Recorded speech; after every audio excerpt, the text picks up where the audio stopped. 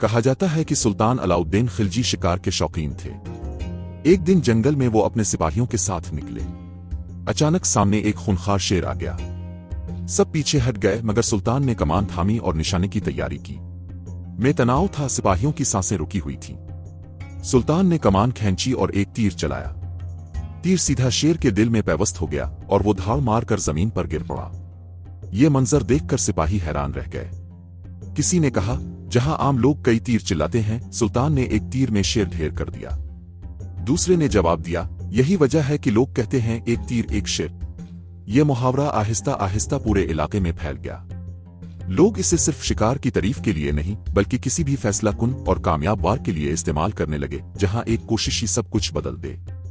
आज भी जब कोई शख्स एक ही कोशिश में कामयाब हो जाए तो कहा जाता है, एक तीर एक शेर, और ये याद दिलाता है कि असल महारत कसरत में नहीं, निशाने की पुख्तगी में है।